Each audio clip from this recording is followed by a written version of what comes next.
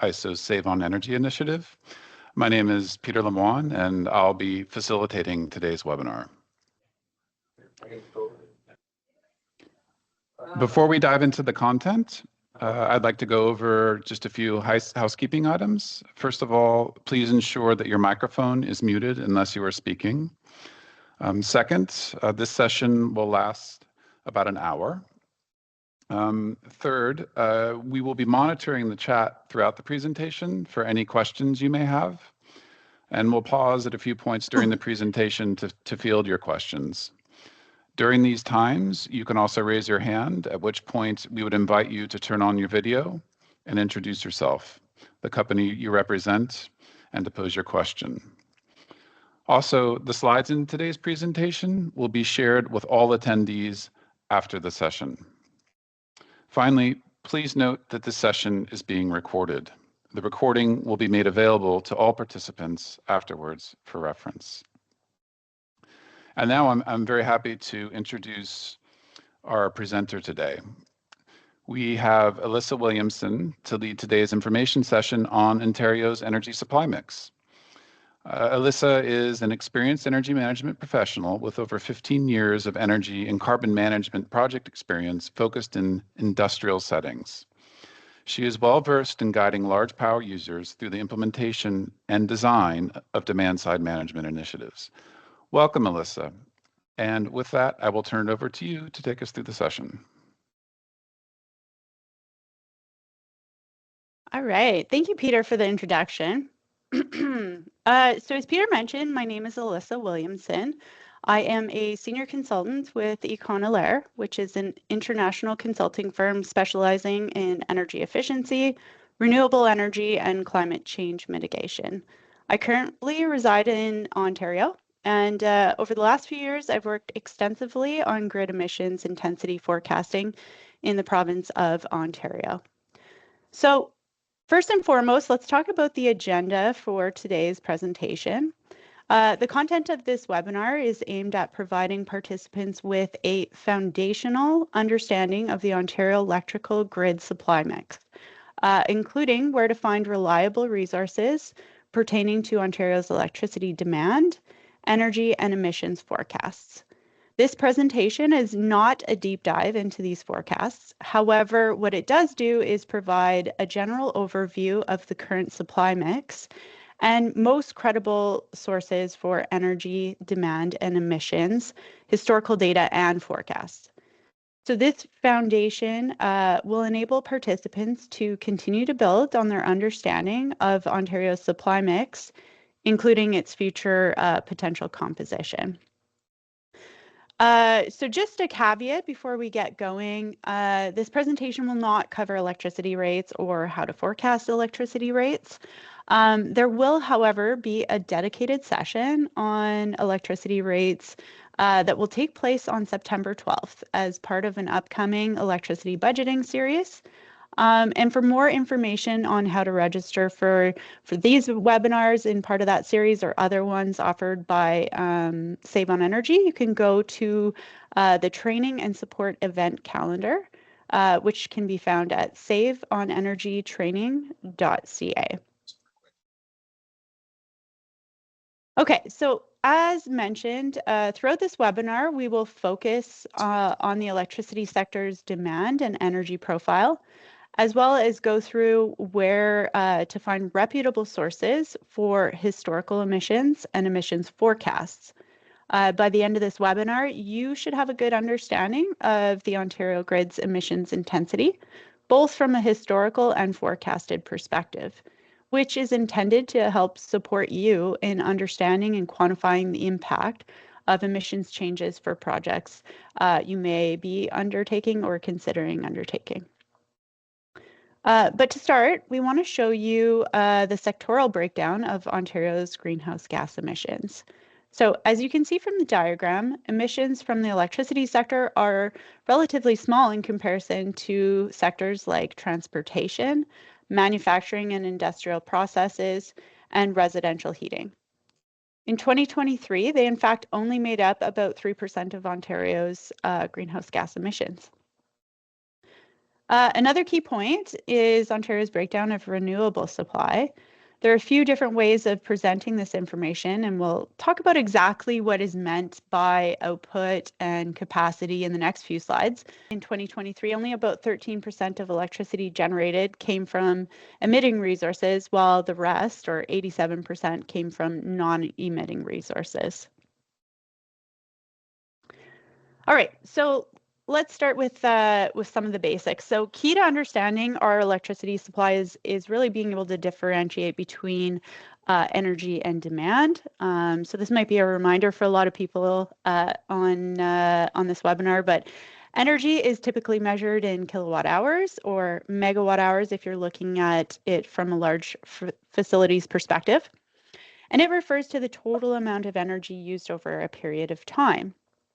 Demand, on the other hand, refers to the amount of power consumed at a point in time and is measured typically in kilowatts or megawatts. So a helpful way to think of demand is like the speed at which you're traveling, while energy is similar to the total distance traveled.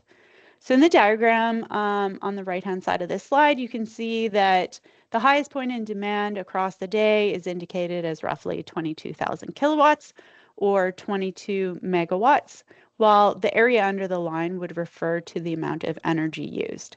In this case, across the day, with the numbers across the x-axis referring to the given hour of the day. And that's a good representation of a demand profile. The second thing that helps place statistics around grid renewability is to understand a bit about how the grid works. So essentially, there's a big distinction between transmission connected and distribution connected resources. And the difference is whether the generator is high or low voltage connected. So the distinction being that transmission connected resources are managed by the Independent Electricity System Operator, otherwise known as the ISO. And this includes any resource that's larger than 50 kV, while distribution connected resources, which are otherwise known as embedded generators, are managed by the local distribution company, or LDC. In this case, that would include entities like Toronto Hydro or Hydro One. So in looking at the diagram on the slide, you'll see that we have generators on the far left supplying electricity along large high voltage distribution lines, transmission lines. The amount of electricity generated is balanced based on the Ontario demand and is managed in real time by the ISO. This is what we refer to as the IESO connected grid. We then have local distribution companies responsible for the delivery of electricity along distribution lines to consumers, and this is referred to as distribution connected resources. Now, how does this relate to the stats we're hearing about supply mix? Well, the biggest difference is that we have real-time information on the majority of the ISO controlled grid, while most of the generation information from the distribution connected system is not available in real time. And this, as you'll see, poses some challenges when it comes to real-time forecasting of emissions. And in order to account for these limitations, supply data is sometimes presented only in terms of the ISO controlled grid. So it's really key to be aware of, what exactly the statistic is being framed as. So let's take a look at the transmission connected grid stats on the slide in front of you. So you'll see that depending on whether we're talking about capacity or output, there's really two different sets of statistics you'll see referred to. And for the most part, when we talk about the Ontario grid and supply mix, we're really referring to its output, which is the actual amount of renewable electricity or total electricity generated in a given year. Its renewable capacity, on the other hand, refers to the amount of electricity it is capable of generating at any given time. The other important definition that we really need to understand is the term renewable.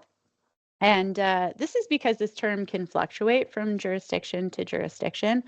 So in Ontario, when statistics refer to renewable resources, they're considering anything other than natural gas. So that would include nuclear supply.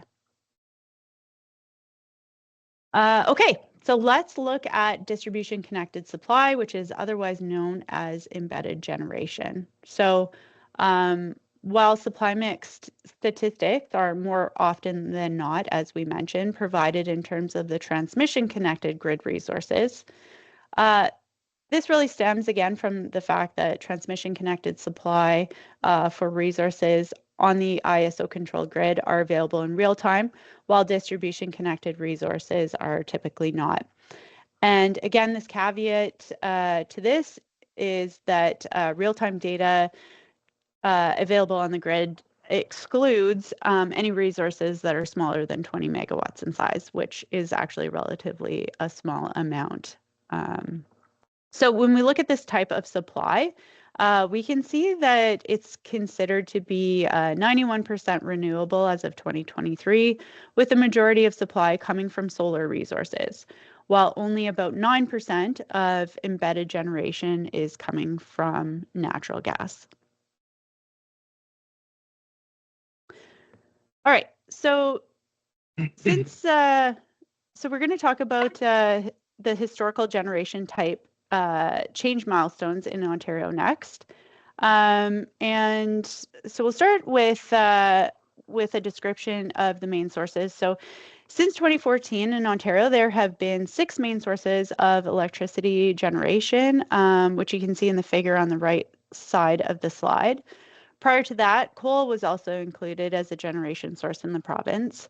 The key points on this slide is that the process of ending the use of coal took approximately 13 years from the time Ontario announced it would stop burning coal to the time the last plant was decommissioned in Thunder Bay.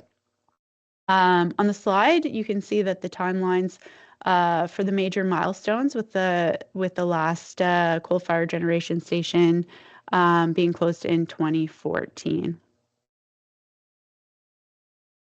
All right, so over the next few slides, we'll go over the different supply types in the province, as well as their benefits and limitations, after which point we'll check in with Peter to see if we have any questions. So as a reminder, please feel free to type in your questions into the chat, and we will field them as we go, or save them at the end, depending on what time allows.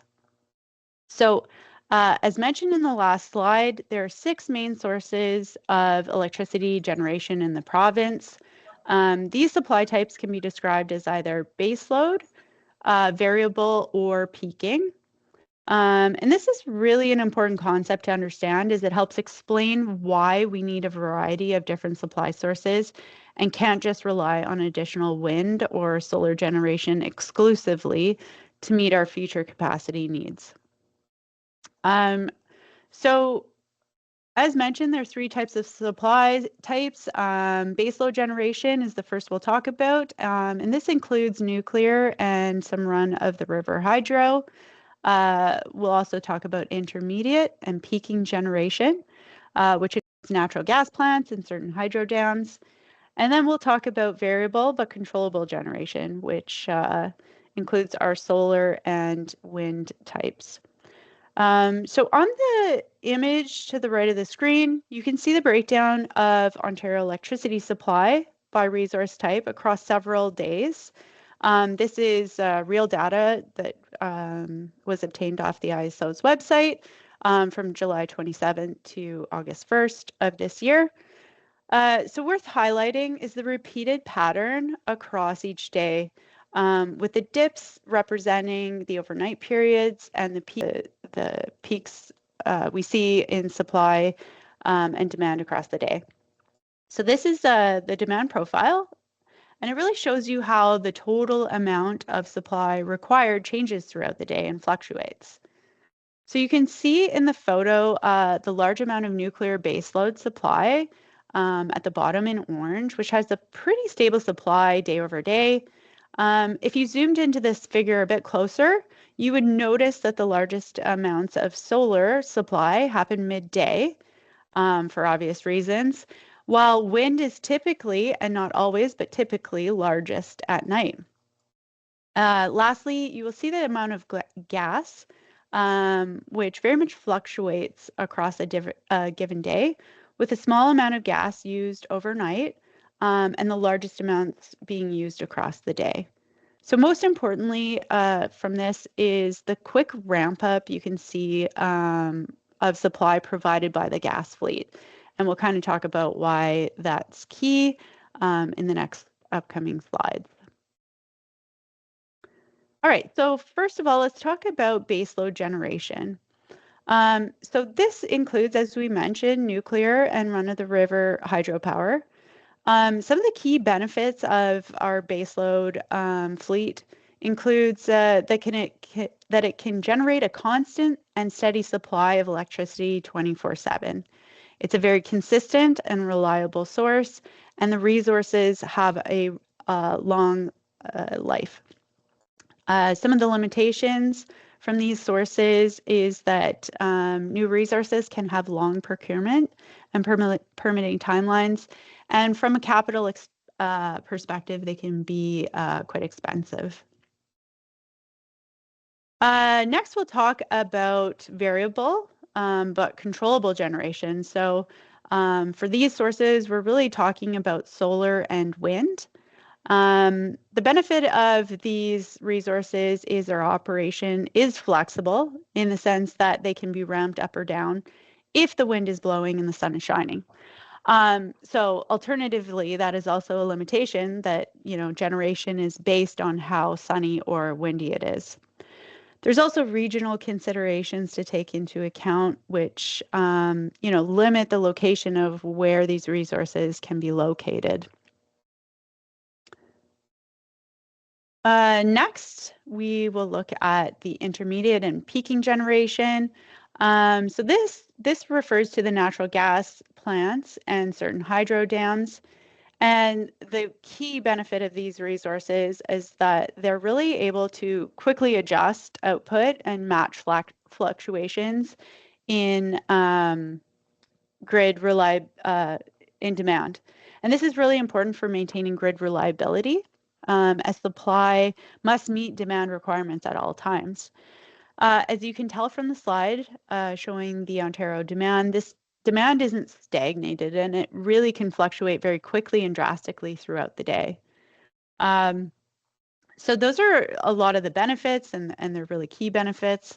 Some of the limitations, well, for natural gas plants, probably the biggest limitation is that it's the single biggest source of emissions currently on the Ontario grid.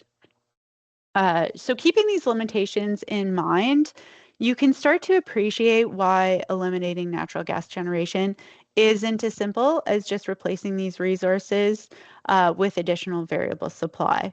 And we saw, how long this took for coal, and, it's definitely something that the province has done before. And this is really key to ensuring grid reliability. And really, this means having sufficient flexibility in whatever resource replaces natural gas. So it's worth mentioning that even with today's natural gas plants, Ontario has one of the cleanest grids in the world. So for anyone interested in seeing regional differences in grid emissions throughout the world, there's a great little resource online called Electricity Maps, which provides live 24/7 emissions from electricity. And if you're interested in kind of seeing that, like I said, it's a very interesting resource, and you can look that up online. So in the next couple of slides, we will talk about energy and demand data. First, where you can find historical data, and then we'll look at some of the sources for energy and demand forecasts. So as a quick reminder, energy refers to the total amount of electricity used over a period of time, whereas demand refers to the amount of power consumed at a point in time. Looking at the slide, we're going to talk about the Annual Planning Outlook, otherwise known as the APO. This document, which you can see the cover on the slide here, is published annually by the Independent Electricity System Operator, or IESO. The IESO is essentially air traffic control for the Ontario electricity grid. They operate the grid and ensure that reliable and safe electricity is available to satisfy provincial needs 24/7. So the latest version, which was issued in March of 2024, that one provides the historical energy demand from 2014 to up until 2023. And you can see the link there to this document, which you'll have access to once you have access to the slides. And the data source for this information is dispatch records. So a dispatch is essentially an instruction sent to a generator from the IESO, which tells them exactly how much power can be generated at any given time, or was generated at any given time on the grid. Dispatch records are considered to be the most accurate source of information available right now on the quantity of energy generated in the province. The next source for historical energy and demand data that we're going to talk about is the National Inventory Report, otherwise known as the NIR.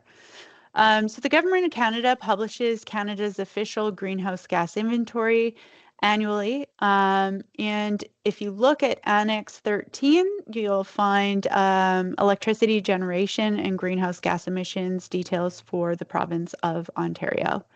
And in that table, you'll find the energy data from 1990 all the way up to 2022.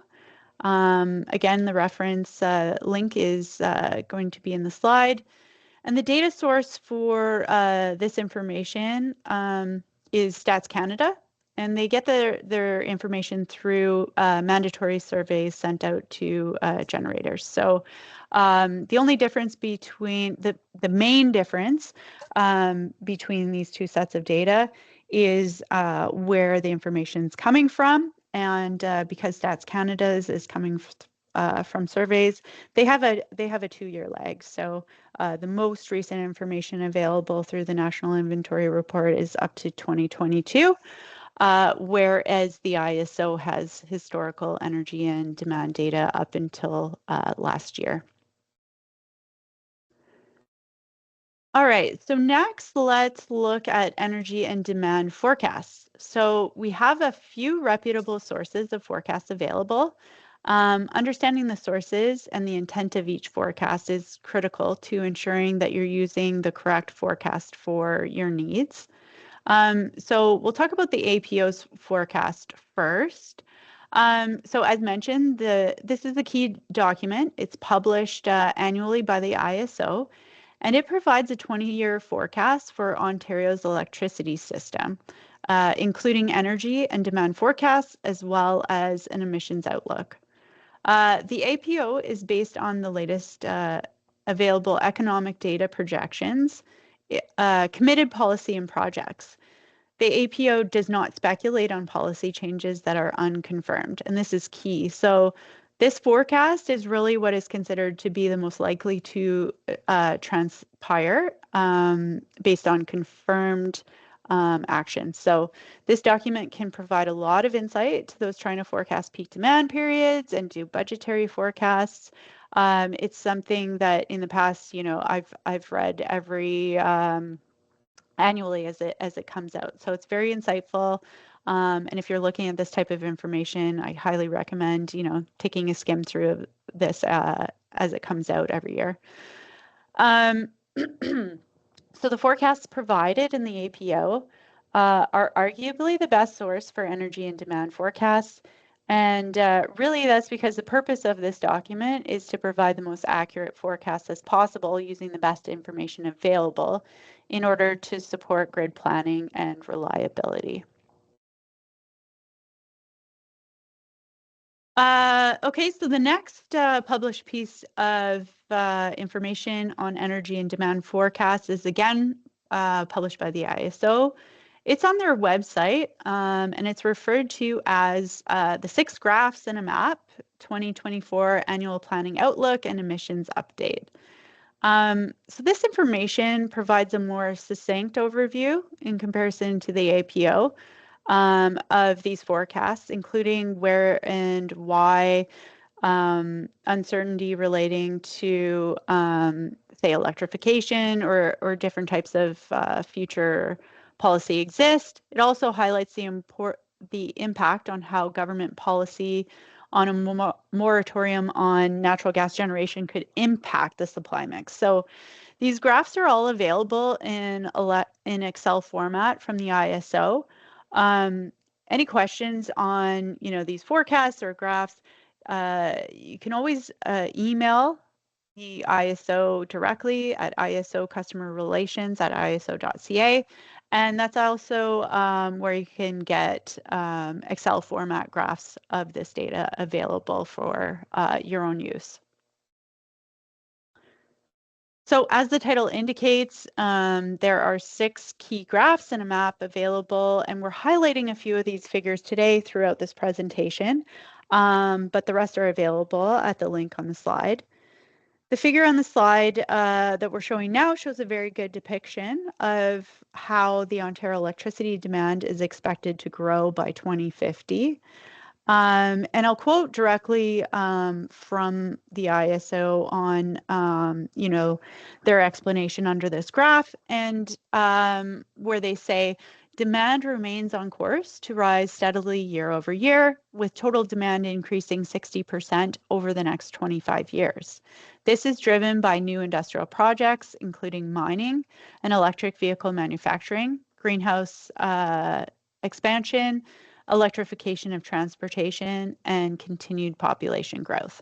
So again, we're really pointing you to where the most credible resources are. There's so much that we could go into in the weeds on each of these. So the best thing to do is, after the presentation, go check out these resources, click on the links, and see the exact disclaimers on content and where the data is being sourced.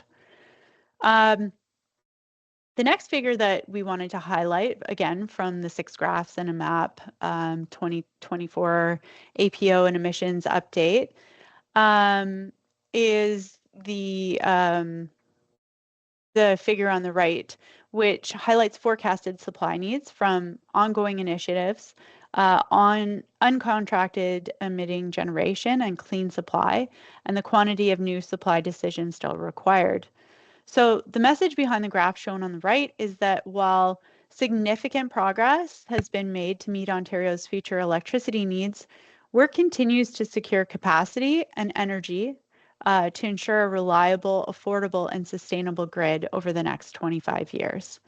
And this is really evident by the quantity of uncontracted supply and new supply decisions, still to be made. So based on the information in this figure, you can see why emissions forecasts past 2030 are still subject to a high degree of uncertainty. And this is really because the generation types for future supply past this point have yet to be determined and are ultimately highly impacted by policy decisions around the future use of natural gas generation. The last source for energy and demand forecast we want to mention today is from the Pathways to Decarbonization report, published in response to the Minister of Energy's request to evaluate a moratorium on new natural gas generation in Ontario and develop a pathway to zero emissions in the electricity sector. So the Pathways to Decarbonization report presents a model of what energy and demand could look like under an aggressive transition to a net zero emissions grid by 2050. So this is not a forecast, but it does provide a high demand bookend that could be seen as the economy transitions to societal decarbonization. So although forecasts are in constant fluctuation for all intents and purposes, finding the most up-to-date energy and demand forecasts is reasonably straightforward when you know where to look and you understand the assumptions made by each of these reports.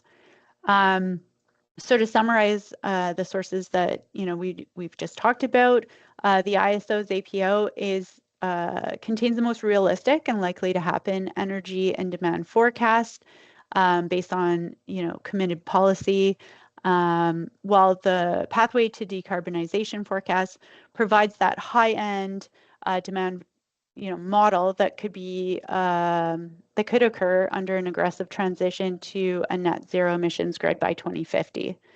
So keep in mind that all these forecasts are very dynamic, and any data used should be reviewed annually to ensure best assumptions are used. Okay, so next we'll take a look at emissions data. So first, where you can find historical data, and next where you can find emissions forecasts along with some of their limitations. So the APO does include historical emissions data both in report form or as an Excel file. You'll note that in the tables provided by the ISO, there's a footnote, and it states that historical emissions data from 2005 to 2020 is from Canada's official greenhouse gas inventory. So it refers to the link from Environment Canada. Emissions data for 2021 and 2022 were estimated by ISO based on actual natural gas production. And so this is, again, where I say, the footnotes in all of these are very critical to understanding where the assumptions are coming from. The National Inventory Report is the other source for historical emissions data. And again, this is sourced from Stats Canada surveys and provides historical data up to 2 years prior to the published date. So as of today, the most recent data in the latest NIR report is published up to 2022. So the APO and the National Inventory Report were sources for historical emissions data, but what about emissions forecasts? Well, while it's easy to obtain energy and demand forecasts, it's not exactly the same situation for emissions forecasts, which rely more heavily on assumptions and can vary a bit more widely. So in years past, the APO typically included the annual total emissions forecasted. In the latest March 2024 APO, this didn't happen, and instead the emissions forecast data was published separately on the ISO's website on the page entitled 6 Graphs and a Map, the 2024 APO and emissions update. So it's the same one we were talking about earlier. And the graphs produced show the emissions from Ontario's electricity system starting to level out, while allowing for substantial emissions reduction from the transportation and steel manufacturing sectors. The forecast also shows that as demand increases, the energy intensity of the grid will become less emissions intensive. So on this slide, you can see the actual emissions are shown in the blue line with the forecasted total electricity sector emissions, including the forecasted net emissions reduction from things like electric vehicles and steel electrification forecasted there. Okay, so the next emissions forecast, and this is really, where we wanted to get to in this webinar, is from the Toronto Atmospheric Fund. And this is a regional climate agency that invests in low carbon solutions for the GTA and Hamilton area. They assess the available data from the ISO, National Inventory Report, and external resources and provide up-to-date recommendations on the best assumptions. So really, this is a great source for anybody looking at emissions forecasting. The report that is shown on the screen here is the Ontario Electricity Emissions Factor and Guidelines 2024 edition. It's available on TAF's website. And like I said, this is a really great report because it doesn't, although they are a regional organization, for the most part, what they're doing is relating to emissions forecasting. and it applies broadly to the Ontario grid. And this is because, you know, the grid's not aggregated at a more zonal level. And I would just want to point out that most professionals in Ontario doing emissions quantification will tell you that there's gaps in the data available. The details of these gaps is really beyond the scope of this presentation, but what I will say is that TAF is doing a great job at identifying the gaps and making recommendations on how to fill them, and also what to use in the meanwhile, you know, because we essentially need to make some assumptions in order to quantify the impact of different projects. So I'm going to just keep going because we do have a few more slides, and we are running short on time. Peter, perhaps we can field any questions again at the end of the session. Sure, let's do that. Okay. So when we talk about emission factors, this is the greenhouse gas intensity of the grid, typically presented in grams CO2 equivalent per kilowatt hour. Again, TAF's 2024 electricity factors and guidelines report makes recommendations on the best available data and sources any given year. So they will look at what's out there, and they will make recommendations on what people should be using, because really this information is changing so rapidly that you know, they're looking at sources and they're not exclusively using one source every year. They're also using the ISO's generator output and capability report, which provides the most up-to-date data available to estimate emissions. So,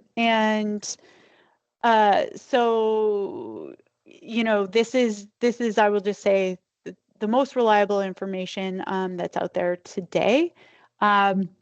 Another thing that TAF provides in the report are annual and hourly average emission factors for the grid, as well as peak and off-peak limited marginal emission factors. So over the next few slides, we're going to talk a bit about the overview on each, but before we do that, I'll just mention that marginal resources refer to the emissions intensity of a generation resource used to respond to a change in demand. So the last generation resource to be dispatched in order to satisfy the Ontario demand is really what the marginal resource refers to. And a good way to think about this is, you know, if I'm the last person in Ontario to turn something on that requires electricity, what resource is being used to satisfy my need for electricity, and what's its emission factor? Conversely, you can think of it as if I turn off a piece of equipment that uses electricity, what is the emissions intensity of the resource that is now not needed? So again, just cognizant of time, I'm just going to quickly go through this. As mentioned, everybody will have a copy of these references, and, you know, highly encourage everybody to go to them after the fact. So one of the emissions factors that TAF provides is the annual average emission factor, which is the annual amount of greenhouse gas emissions per unit of electricity consumed. And this is calculated by taking the total amount of annual emissions produced divided by the total amount of electricity consumed. And this kind of speaks to the question we had earlier about whether to use generation or consumption values. So on the slide, you can see some historical data that's provided by TAF. Again, best to go directly to them with any questions. They're more than happy to help people, you know, go through the data that they're providing, and they provide a lot of additional resources that we're not speaking to today on this webinar.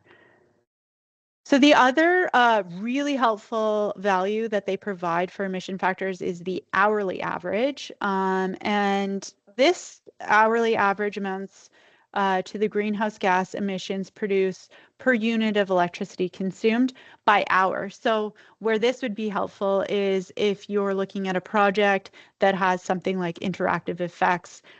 So, you know, you switch to LEDs, so you're not getting that heat generated, and you want to include estimates for the impact to the amount of cooling or heating required. So these values allow you to do that by taking hourly averages across the latest year. So TAF also provides similar forecasted emission factors.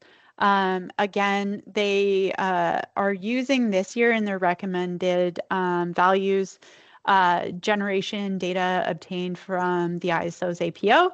And they're also using forecasted emission factors from the National Inventory Report. So they kind of, take best numbers from different sources and put together the recommended assumptions that people can look at.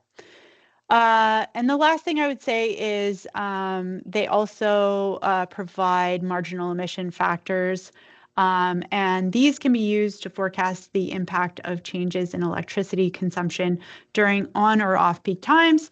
And this helps, this is definitely what you need to have to quantify the impact of projects involving load shifting or battery storage, etc. So that kind of brings us through. I know we went quickly through the last little bit of stuff, but as mentioned, most importantly, this webinar was intended to provide kind of a foundational peek into the grid supply mix and really where to find emissions and energy and demand, historical data and forecasts. So I hope that did that for you. Peter, I will quickly hand it over to you for any kind of final remarks. Yes, thank you, Alyssa, and thanks to all the attendees for your time today. Thank everybody for attending. And again, just mention that we can field any questions we didn't get to by emailing trainingandsupport@iso.ca after the webinar. Well, thank you, Alyssa, again, for your response and also for your presentation today on Ontario's supply mix. And thanks to all the attendees.